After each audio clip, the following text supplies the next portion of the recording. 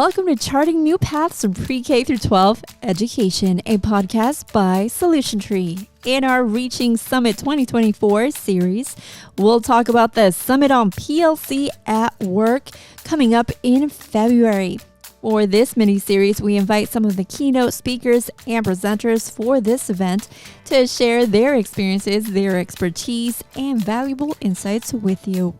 Listen to this mini-series and be inspired to add another tool in your toolbox of research-affirmed strategies once you explore and attend this event to improve student outcomes. I'm your host, Prisma Lopez Marin. Enjoy today's episode. Hello, everyone. In today's episode, we continue with a new mini-series, the Reaching Summit 2024 series. And as you know, we're going to be discussing the Summit on PLC at Work that's coming up on February 13th through the 15th of 2024. Yes, of this new year. And we're so excited to see you in Phoenix, Arizona, which is where the event is taking place. To learn more about this event, navigate to our website, solutiontree.com. Under the Events tab, go to On-Site Events and then click on the Summit on PLC at Work. All right, we are joined by one of the keynote speakers here for this event, Dr. Luis Cruz. Dr. Cruz is the former principal of Baldwin Park High School and Holland Middle School, located east of Los Angeles, California. He has been a teacher at the elementary level and administrator at the elementary, middle, and high school levels. Dr. Cruz is an educational consultant who presents throughout the United States on PLCs, school culture, the role of school leadership teams, RTI, and also the conditions needed for students and for parents learning English as a second language to be academically successful. Dr. Cruz, we're so excited to have you here. Thank you so much for joining me for this episode. Thank you. And buenos dias, everyone. Hello. And it's an honor to be with you. So thank you for the invite. Buenos dias. Thank you so much for joining us. I'm so excited to speak with you. And then also, obviously, to see you again. I know we did a webinar a little bit ago. It just seemed like it was yesterday. But now we're here to talk about the Summit on PLC at Work. Tell us about your experience with the Summit. Wow, the Summit is, to be honest with you, it's been described to me as sort of the Oscars of the PLC world at Solution Tree. And so you can only imagine how honored I was when several years ago I was invited to speak. So as one of the presenters, it's an honor, but as a continuous learner, it's an opportunity for me to learn from the best of the best, to be very honest with you. And so while I enjoy teaching this work, I also enjoy attending sessions myself and hearing from the amazing people that have contributed so much to this work and who continue to contribute to making education accessible and successful for all. So it is the Oscars of the education world, I call it. Nice. I like that. I definitely do like that. And it is not so much to get the excitement going, but it really is. That's just how people come out of that event feeling so empowered and so ready to go, not just for the new year, but for all the years that are coming. So what are you looking forward to this year at the Summit? You know, there's a lot of new presenters that I've not had a chance to hear before. So getting different perspectives, I think for me is going to be wonderful. It's always wonderful to reunite with friends like Mike Matos and Anthony Mohammed and others. But it is an opportunity for us to begin the new year, right? 2024, it's going to be in February. So the year will be off to a start. Really sort of reimagining, if you will, what education should look like and what it must look like. And so, you know, not too far from me is Disneyland. I live about 40 minutes away from Disneyland. And Disneyland uses, when they're creating a new ride, they call it Imagineers. They don't call them engineers. They call them Imagineers. And I was staring at that one day and thought to myself that this is what these events like the Summit are, right? It's a chance to reimagine, if you will, what education should look like in 2024 and how we have the toughest time in the world in our profession changing things that we've been accustomed to. And so it's an Imagineering conference, if you will, focused around how do we create a system that is going to allow all kids in 2024 and beyond to learn at the levels that they need to be successful. So it's exciting. That's right. And it's a huge opportunity also because it's everybody from all over the states. It's not just your individual state, it's everyone. So you get a vast majority of unique perspectives. Yeah, we learn not just from the presenters and the teachers at the summit, but the participants. You know, we make things very, very engaging. And to learn about schools in Nebraska or schools in Ohio or schools in Florida, schools in my home state of California that are reimagining education in a way that makes sense and is producing results is truly exciting. So can't wait. Very much looking forward to the event. And from hearing from past attendees who leaving empowered as well is something that I look forward to moving forward. Nice. Now you have been with Solution Tree for a minute. So how did you learn about Solution Tree? Was it when you were a teacher? Yeah, that's a fascinating story, to be honest with you, because I was a struggling middle school principal in beautiful Baldwin Park, California, where I did a lot of my work. And I'm there, and someone I'll never forget, the district had hired uh, coaches for principals, and my coach happened to be wonderful. And she drops on my desk this flyer about a PLC event in Newport Beach, California. And I thought to myself, I'm never going to be able to own real estate in Newport. So I thought this would be kind of cool to pretend to live in Newport Beach, attending a conference. And then maybe halfway through the keynote, whoever that is, I'll leave and answer all the emails that I'm constantly backed up on. So I attended the event, and I'll never forget that our leader and CEO and Jeff Jones, a dear friend, started the event. First time I had ever seen him, and he was the MC back then. And then he introduced Rick DeFore, who I also call Ricardo de Cuatro. And Ricardo got up there, and he just blew my mind. He just talked about things that made sense. He offered a sociological perspective to things. And my major happened to be sociology in college. So I was fascinated. Long story short, over the years, I got to know not just Rick DeFore, but also Anthony Muhammad. And Anthony Muhammad is someone who I love very much, is a dear friend, and I call him the older brother that I never had. I have a great younger brother, but he's the older brother that I never had. And he slowly took me under his wing because he began to see that I was implementing the things I was learning.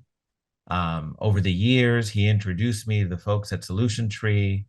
Um, and before you know it, I'm being asked to provide evidence that our school had successfully implemented this work. I showed that evidence, and then when it was invited to be a presenter, and I was supposed to do it for 1 year because I had plans to become a superintendent. And 11 years later, I'm still part of this amazing family, and I enjoy every minute of it. So that's a brief synopsis of how I was introduced. That's amazing.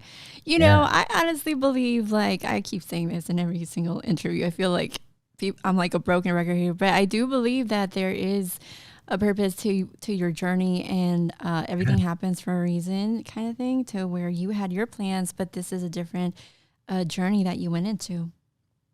Yeah, to be honest with you, I often say God had different plans for me. I'm not saying that one day maybe I will not explore a superintendency. Maybe that's still in my cards, but I'm still teaching, and teaching is at the core of what I enjoy doing. The difference is that now I'm teaching a classroom of 5,000, 3,000 educators Yeah. who are all very, very curious about how to reimagine education, right? And so having some experience with that, both at a practical and theoretical level, now that I'm publishing and writing about my ideas and doing research, allows me to still teach. And nothing is more exciting than when your students send you an email saying, "Hey, that stuff you talked about, it worked," and more kids are learning. And so the opportunity to touch the lives of kids that I haven't even met yet, or maybe will never meet, is what keeps me very much empowered and enthused about this work, if you will. So, yeah. Nice. That's so wonderful. I do have other questions, but we have to keep on track here. Well, let me ask you this. what advice do you have for other educators who were veterans and who are new? Yeah, for the veterans, we have to keep, again, I keep harping on this theme, reimagining, Mm. right? We can slowly and very easily get trapped in the minutia of I've always done it this way, I experienced it this way, and I'm going to do it this way, right? So the challenge for veterans is how to continuously embrace being professional public school educators, and professional meaning getting better over time and understanding the link between our existence in a school and an ever-changing society, and how we need to keep up with regard to what that society is being asked for students to be able to do. For new educators, I think it's going to be very important to spend some time honing in on your craft. I was getting a haircut a couple of days ago at my barbershop, and my barbershop is like a place where therapy happens amongst mostly men, right? And my barber is actually going to be a teacher. I'm very proud of him. His name is Alex. And Alex says, I'm one test away from starting. And I said, are you going to continue doing being a barber and at the same time teaching? He said, yeah, but I really want to focus on teaching because I realize I have to become really, really good at that if anything else is going to happen. And I really appreciated those words because he is understanding, even at a very young age, that teaching is not easy and it is not something that anybody can do. I really want to be clear on that point. Teaching is your ability to produce learning with a team, no have you, right? So I think it's going to be really important that new teachers really understand that there's a difference between presenting and teaching, and that professional public school educators take children no matter where they're at and they make amazing learning happen. And so for the new educators entering the field, really hone in on that ability to produce learning and then share it with a team of people so that you can collectively do it successfully. So, yeah. Thank you. All right. So you have been presenting at the summit, as we've mentioned, for years now. So I imagine you have some favorite hangout places in Phoenix. What places do you recommend? Yeah, Phoenix is a beautiful little, not little, but it's a wonderful city. I think there's a lot of hole in the walls. I often say that some of the best food I've had has been in the Phoenix area, and so I have had the honor of really working with some amazing educators. Shout out to Superintendent from Isaac School District, Mario Ventura, who has taken me around and shown me all the holes in the walls. And so, having grown up in the barrios of Los Angeles, whenever I hear hole in the wall, I know it's going to be really good, authentic food. So, Okay. Yeah.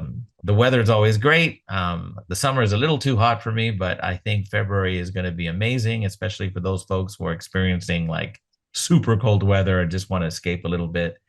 And the food is wonderful. And um, I think it's going to be a good time. Nice. All right. Well, also let's get into what you're going to be there for. That's what I love about the summit is that like our keynotes and our presenters are not just there to be keynotes, but then you're also doing they have you there to work also, but in a good way, right? Yes. Um, so at the summit, you have the honor of delivering the closing keynote on the last day, among other Yeah. things. So your keynote is titled Transformational Leadership, Aligning Behaviors to Fuel Our PLC Journey. What can attendees expect from this keynote? Yeah, this keynote is going to focus in on, now that we've learned all the technical changes that are going to be necessary for our schools to reimagine themselves as professional learning communities, we're going to need to deal now with the hardest part about this work, and that is adult resistance to this work, right? So I've never been to a school where kids are picketing outside saying no to PLC, no to PLC, but I have seen adults react that way. And so this whole keynote is focused on the work that my partner and I, Dr. Mohammed, and I focused in on in our book, Time for Change, right? And so I'm going to talk about how, if the key is to produce the right kind of culture at our school so that this work that we are walking away with from the summit happens, it's going to require leadership in the form of a team of mostly teachers and administrators understanding the difference between when resistance is rational and when it's irrational, right? So, as human beings, especially in today's very divided world, we tend to react immediately when there's resistance and we take it personally. And so, my keynote is going to focus on don't take it personally. Just understand that change is difficult for human beings.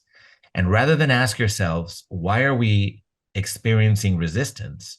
The real question is the resistance that we're experiencing rational or irrational? Because there's an antidote for both. And so I'll leave you with that cliffhanger, if you will, so that No, the folks can really enjoy, right, the keynote. But that's what I'm going to focus in on is dealing with the human aspect of change from a traditional school system that was never designed for all kids to learn at high levels yeah. to one that is a professional learning community that is. So stay tuned. Nice. Well, everybody listening here, like, definitely be there for that because I'm over here leaning in, trying to see what is it? But let's get to the next question here. So you are also presenting 2 breakouts. On day 1, you're presenting taping before painting, blending the PLC and RTI processes to collectively respond when students don't learn. And on day 2, you're also presenting embracing the 5 vessels, learning the non-negotiables to becoming a high-functioning PLC. Tell us about these 2 breakouts. Yeah, these are 2 of my favorite breakouts. They've had very strong positive reactions, if you will. So I wanted to really sort of fine tune some of it. But the first is going to focus on how 2 processes, the PLC process and the RTI process, come together to create a professional learning community. So when I teach this work, I talk about PLCs being both a noun and a verb. Your school, the noun, becomes a PLC when adults in the building engage in the PLC process. That's the verb. But when we unite that PLC process with the RTI process, that's when we see the magic happen. And so I call the session taping before painting because everybody wants to jump right into intervention, right? Okay, what do we got to do to help these kids learn? Not understanding that there's a whole set of actions that happen before that. So in the same manner that you would not paint a room without first taping or prepping the room, I talk about the things that need to happen for our intervention efforts to actually work. The second breakout is entitled The 5 Vessels. And that one is really something that emerged from reading the book that is behind you, Learning by Doing. And learning by doing is, I often refer to it as the manuscript, if you will. It's the handbook, because that's what it actually is. It's a handbook on how to get this work done. So we move away from theory and we get into the how do we, as people who actually work in schools, not in academia, make this happen.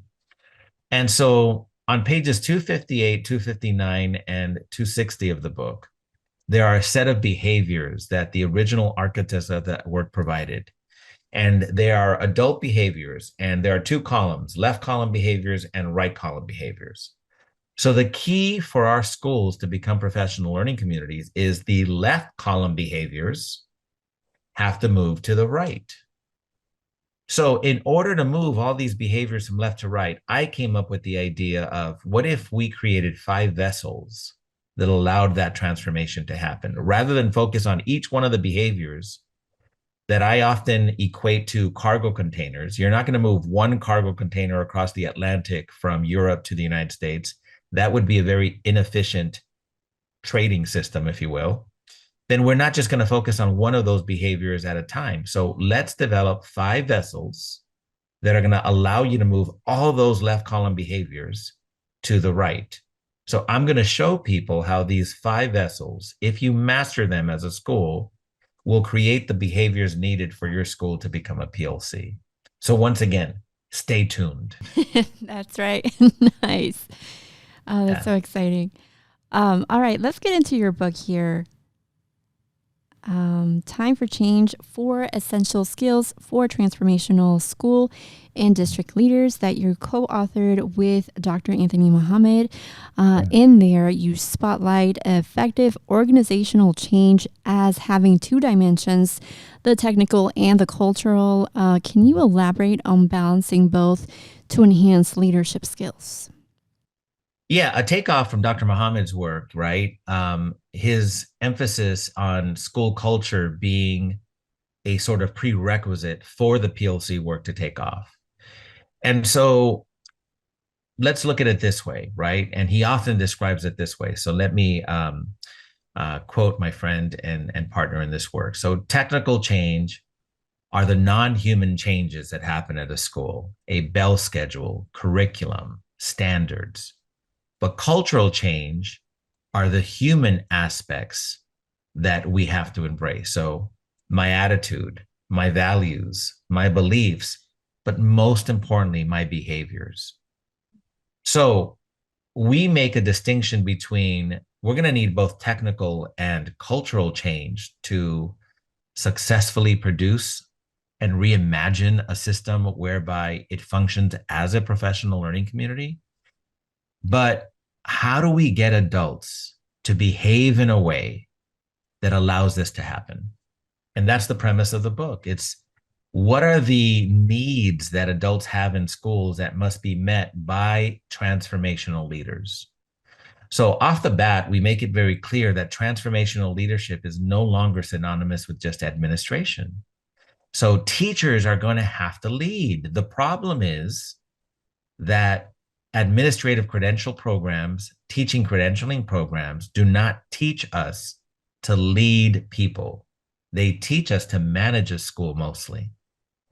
And so thank you for teaching me how to create a master schedule. Thank you for teaching me about ed code.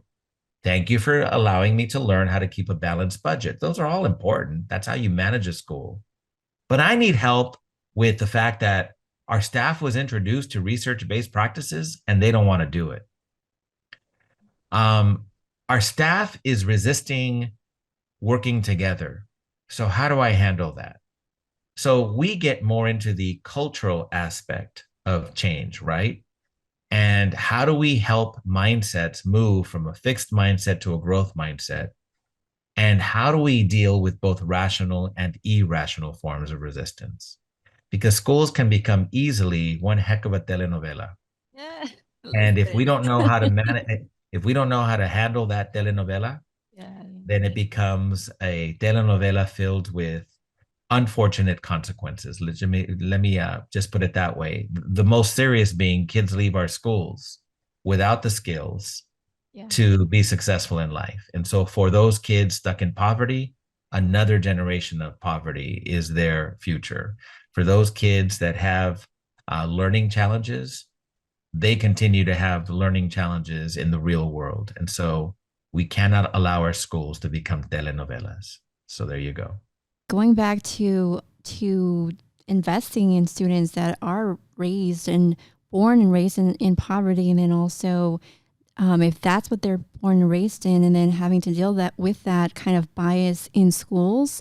For example, just personally, like my family is from Chicago, so I have cousins that went through the system there. And so just hearing what they've gone through in school as opposed to what I've gone through in the middle, well, I guess we're both in the Midwest. I don't know, I'm in Indiana, but it's different. So I was I was born in Mexico, but I was raised here in Indiana. And so it is so different in Bloomington, Indiana. So it's so different to hear what their experience is just with teachers, just with administrators. And in my head, as a student, as a young person, I'm thinking, this doesn't make sense, does it? Like, why is it so different than what I'm going through? That's right. Yeah, no, I agree with you. And it's sometimes people who think the system is perfect will use people like you and I as poster children, right? And say, look, Yep. Prisma made it and Luis made it. And then I'll say, don't use me as a poster child because for every one Prisma or one Luis, there's hundreds, thousands of kids just like us that didn't make it. Yep. And so Do we live in a country that provides opportunities? Absolutely. I love living in the United States. I'm proud to be a citizen of the United States, but we still got work to do if we're going to live to up to that credo of opportunities for all. Our systems were not designed for all to have the opportunities you and I have been granted. So that does not mean that we lessen our admiration and our existence in the United States. It just means we got work to do. And so, Mhm. how about we roll up our sleeves and make it happen so that we can truly, truly live to the credo that we embrace as Americans, right? So, That's yeah. right. That's right. All right. So let's talk a little bit more about what you've already covered, really, about resistance to change from educators. As you mentioned in your writings and your presentations as well. So, for example, an educator returns to their school after the summit and they are ecstatic with their experience at the event. They come to their schools and they share their excitement about the PLC process with their colleagues, and immediately they are met with resistance. What are some ways they can respond to this resistance effectively? That's a great question. And so, yes, people will be leaving the summit with a PLC tattoo somewhere in their on their body, right? So they're going to go back excited. They're going to go back ready to share. So this is where we need to be tactful in our approach, right? Because we have to understand context. And if we don't understand context, then we don't understand how best to introduce this work or provide the energy to continue the work, right? So Rick DeFore would often say that whether they called it PLC, he didn't care about as long as they did the right work. So maybe going back with another acronym might not be the best approach for your school. Maybe in places where the word equity is still accepted, we can create this is more information on how to create an equitable school environment. I like to describe it as we went to a conference and learned how to redesign a system that was never created for all kids. That seems to create a little bit more curiosity than another acronym, PLC, right? Yeah. So I think it's going to be first important that this challenge of changing mindsets at our schools, specifically adult mindsets, not be done alone. It has to be done by a team. So schools have forever had leadership teams, but these leadership teams have mostly focused on managing a school. What we need now is a guiding coalition, a coalition of mostly teachers and administrators, but mostly teachers who are literally going to continue to meet, continue to discuss, continue to learn the PLC process, and then tactfully introduce it to the faculty and staff. One of the best ways that this can happen is not have administrators do it, but have teachers stand up and do it. Now, that doesn't mean admin, gets to stay in their office. They're in the room and they might open that meeting or that assembly of the faculty and staff. But once they open it and set the tone, they're going to hand it over to teachers who are going to creatively, because we're some of the most creative people on the planet, get the staff to see that PLC process is not another thing to do. PLC process is not another thing to do. It's a culmination of best practice and research coming together to create a single coherent focus on learning for our students. And if they can creatively begin that conversation in a way that doesn't come off as another thing we have to do, then they're going to get people to become curious. And that curiosity will lead to implementation of these best practices. And so it's got to be tactful. It's got to be very intentional. It's kind of like marriage, how do you produce a happy marriage? You're very aware contextually, you're tactful in your approach, you're intentional, but you're also very empathetic in your approach. And you are also very supportive in your approach. And so all of these things are covered in our work.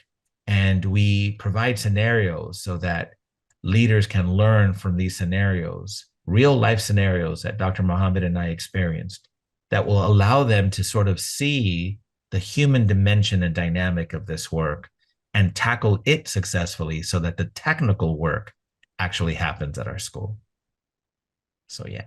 Well, then going back to real life scenarios, what would you say to teachers who are just stuck in this? I don't know if rut is a good word to say, but educators have this weight on them that they just have to be scholars all the time. They have to be educators all the time.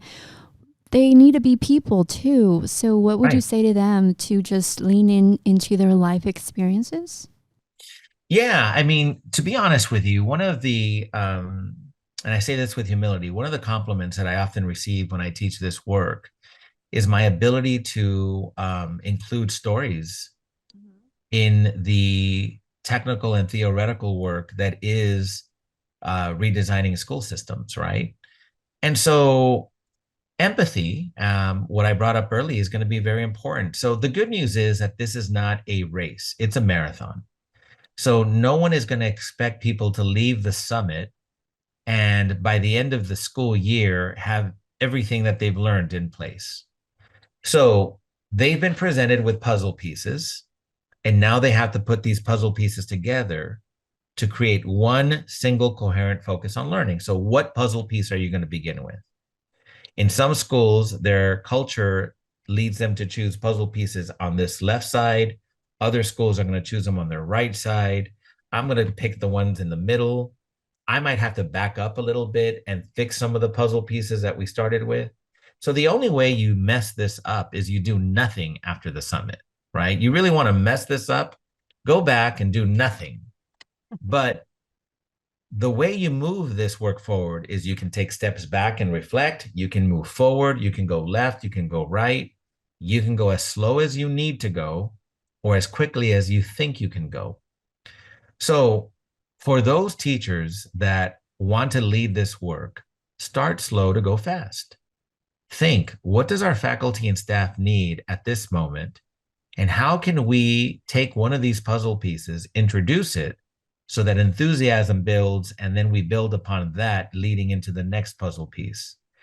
And so, having done this work at a school as a former principal myself, because that's what's unique about the Solution Tree family, right?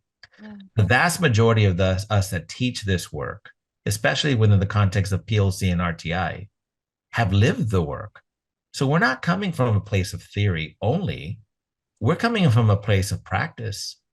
And so we're letting you know, look, this is how people are going to react. Hey, people are going to react this way. They're going to be resistant in this manner. And this is how you tackle that. And so this is going to be about your will, your collective will to want to change a system never created for all kids, tactfully and intentionally taking on confused, fixed minded, sometimes we don't have all the pieces, colleagues, so that together you create momentum and then you begin to experience the magic of more kids learning at the levels that they need so that they can become productive members of our society and not a detriment to society. So, I was born and raised in poverty, but I decided to take on action to continue on, right? But because I had good influences within the education system, yes and no. It was half and half. So I had half who were like, you cannot go to, because I have DACA, I'm a DACA recipient. So half were like, you're never going to go to college. That's never going to happen for you. And then the others like, you can do it. You can make it happen. So it's one of those things that teachers have such a huge influence on what happens if you accept that kind of influence, their positive influence as well. yeah, you're absolutely right. The minute you said that, I sometimes find things on the internet that I like and I take a picture of. So this is what I found recently. Few things have a greater impact on student success than a teacher who believes in them. And that is a contribution from Dr. Brad Johnson. Now, I have not met Dr. Johnson, but those words are true. Yeah. Few things have a greater impact on student success than a teacher who believes in them. You and I right now can close our eyes and think of the teachers who influenced our thinking and our trajectory, right? And so I'm going to continue to believe that the vast majority that enter this profession enter with those intentions. Are there exceptions to the rule? Yes. I can write a whole book on the people that did not contribute to my journey at all. In fact, tried to maybe diminish my path. But the vast majority of the people contributed beautifully, right? Dr. Rado Gawa at UC Riverside when I was working on my doctorate. Dr. In high school, I had a teacher who believed in me and didn't let me fail with regard to mathematics, which at the time was not my most passionate subject, right? And in elementary school, I can list Miss Randall, who died after she did our report cards. And I thought to myself, our bad grades killed her. No. But it was these people that I can go back and think of that were absolutely amazing. And so it's one thing to believe, it's another thing to have the tools to allow that belief to actually happen. And that's what we're going to do at the summit, right? The summit is going to give you the tools to complement your moral imperative to want to see kids succeed. If that is what you're into, then pick up the tools and then unite them with your attitude of wanting all kids to learn at high levels and then make it happen. And so I agree with you. I agree with you that we've been influenced, but I often say that our profession can embrace something called healthy greed, right? We're allowed to be greedy in this profession, and we're allowed to want all of them to do well. Like if you and I were, workers of Wall Street and we were already millionaires, and I said, we need more, we need to hit the billions. And if you've already hit the billions, we need to hit the trillions. And if you've already hit the trillions, that would be sick. Cause like you're rich already, you're fine. Really? You want more money? But in our profession, we can be greedy. Yes, I'm excited. We have a 95% graduation rate, but we haven't hit 100 yet. So let's go. So let's be greedy at the summit, and then let's walk away with the tools needed to meet our greed, if you will, and complement the greed to want to have all kids learn at the levels that they need. Nice. Awesome. Thank you so much. Is there anything else you'd like to leave us with so that people can expect from the 2024 summit? I'm looking forward to the summit. I'm looking forward to being there with you. I'm even buying a new suit. So, man, I'm telling you, it is exciting. You know how all the Hollywood actors buy their dresses. And so I went out and said, oh, man, the Oscars of the PLC Summit are going. And I got a smaller size on purpose so I can work out between now and then and fit into the suit. So there you go. We're all getting ready for the Oscars of Education, the PLC Summit. I'm honored to be not only a presenter, but also a participant. And I can't wait to greet everyone there in person, because life is good and we're going to make it better with what we learn. So thank you. Wonderful. Thank you, Dr. Cruz. Thank you so much for joining us here for this conversation. It's so exciting to always talk to you. And thank you also for telling us more about the Summit on PLC at Work. It's so good to be with you, Prisma, and you are a walking example of what our kids can become. So honored to know you and meet you, and I look forward to working with you, and hopefully more kids that look like us and more kids that don't look like us continue to do well. So Prisma, thank you for your leadership and for your awesomeness as well. Appreciate you being here. Thank you. Now, this event is sounding more and more as another tool for your toolbox with teaching. In addition to learning from Luis Cruz and other presenters, there are other ways to make the most out of your time at the summit. The top 3 things to do at the event is visit our bookstore for exclusive deals and to see our new releases. Also, stop by the EdTech booth for free offers, special Sway giveaways, and a mini session with Tina Bogren on day 2 from 9:30 a.m. to 9:45. And then lastly, create memories, spark up conversations with other educators, take photos with our Instagram-worthy backgrounds, and explore the beautiful city of Phoenix. Our Solution Tree team will see you there. As a reminder, the Summit on PLC at Work is coming up on February 13th through the 15th of 2024, taking place in Phoenix, Arizona. To learn more about this event, navigate to our website, solutiontree.com. Under the Events tab, go to On-Site Events and then click on the Summit on PLC at Work. All right. Now for our sponsor message here at Solution Tree, we share your vision to transform education to ensure learning for all. And we can help you make this vision a reality. No other professional learning company provides our unique blend of research-based, results-driven services that improve learning outcomes for students. All right, we appreciate you tuning in. Make sure to navigate to our website, solutiontree.com/podcast, to listen to our other episodes. There you can subscribe to the podcast today on your favorite podcast app. Also, navigate to our Solution Tree YouTube channel to like our episodes and also subscribe to our channel. This has been your host, Prisma Lopez Marine. Thank you for joining our Solution Tree podcast as we venture to charting new paths in pre-K through 12 education.